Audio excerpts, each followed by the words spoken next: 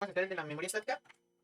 Prácticamente dice: la memoria estática es un. La memoria estática es la que no se puede modificar o ejecutar en el momento de ejecución. También se debe conocer con anticipo el tamaño de la estructura.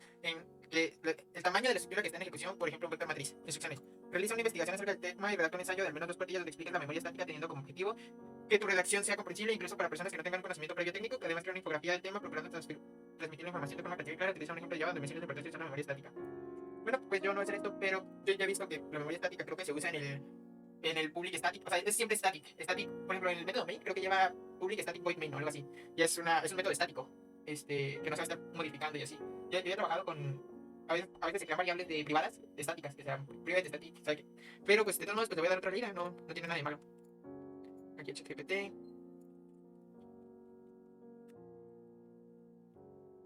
A menudo la tecnología está rodeada de, bueno, ahorita que termine, regresamos. Ahora sí, ensayo de memoria estática explicada para todos. A menudo la tecnología está rodeada de jerga técnica y conceptos abstractos que pueden resultar difíciles de comprender para el público en general. Uno de estos conceptos es la memoria estática. A pesar de sonar complicado, es un concepto fundamental en la informática que merece ser entendido. ¿Qué es la memoria estática? Imagina un edificio con varios apartamentos. Cada apartamento tiene un número específico y una vez asignado, ese número no cambia. Como el número de mi casa, ¿no? O sea, la dirección de mi casa. Es decir, que mi número, por ejemplo, 707. Siempre ese va a ser mi número de casa. De manera similar en la computación, cuando hablamos de memoria estática nos referimos a una dirección de memoria que se asigna y no cambia durante la ejecución de un programa.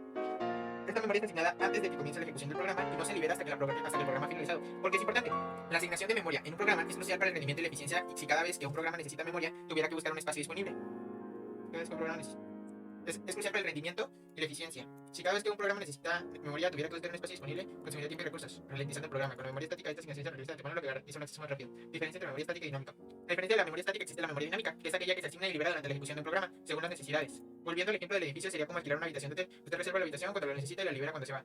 Es flexible, pero cada reserva y liberación consume tiempo y recursos. Ejemplo en Java. En el lenguaje de programación Java, el uso de la palabra clave static indica que un elemento pertenece a una clase y no a una instancia específica de esa clase. Consideramos el siguiente ejemplo. Public class contenedor. Es la clase contenedor, ¿no? Static int cuenta es igual a 0. O sea, es una variable de tipo entero llamada cuenta. Esta variable se inicializa en 0, pero es estática. Luego hay un contador. Bueno, aquí se invoca. Se invoca, ¿no? Contador cuenta más más. Public static void mostrar cuenta. Número de objetos creados. Cuenta. Aquí la variable cuenta es estática. Esto significa que hay un único espacio de memoria asignado para cuenta. Independientemente de cuántas instancias de la clase contador se creen, cada vez que se crea un objeto de la clase contador, el valor de cuenta aumenta, indicando el número de objetos creados. Es claro, en lugar de tener una variable separada para cada objeto, hay un único espacio de memoria para todos los objetos de la clase. Esto demuestra la eficiencia de la memoria estática. Conclusión: la memoria estática, aunque puede parecer un concepto técnico complejo, es simplemente una herramienta que permite al programador de manera más inteligente al entender cómo y por qué se utiliza, incluso que se tenga poder representar valor y contribución al mundo de la informática. Lo que yo destacaría de aquí es que dice, aquí, me lo busco,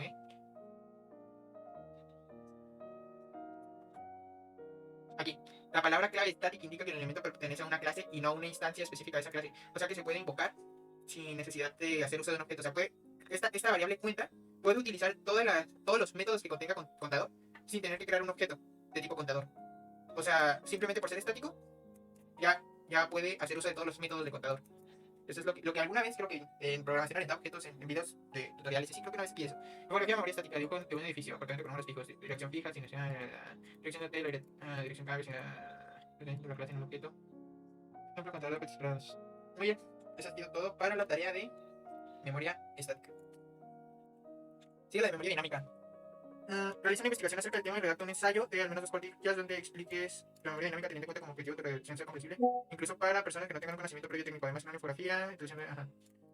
Una variable que no puede ser definida ya que no se conoce o no se tiene idea del número de la variable a considerar la solución. Es casi lo mismo que la otra actividad. Así que simplemente voy a leer un poco y ya. Es lo que puedo hacer por ustedes.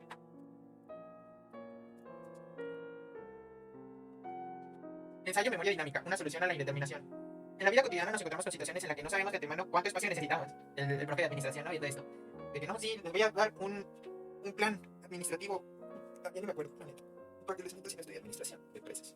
Bueno, por ejemplo, si estamos organizando una fiesta, otra vez el profe de administración, no sabemos exactamente cuántas personas asistirán hasta que todos hayan confirmado su asistencia de manera similar. En la programación, de computadoras, no siempre se puede determinar de antemano cuánta memoria se necesita para almacenar datos. Aquí es donde entra en juego la memoria dinámica. Para entender la memoria dinámica, primero debemos comprender qué es la memoria en el contexto de la informática. La memoria es el espacio en el sistema de una computadora donde se almacena datos e instrucciones para que la CPU los procese. Esta memoria se divide en dos categorías principales: memoria estática y memoria dinámica.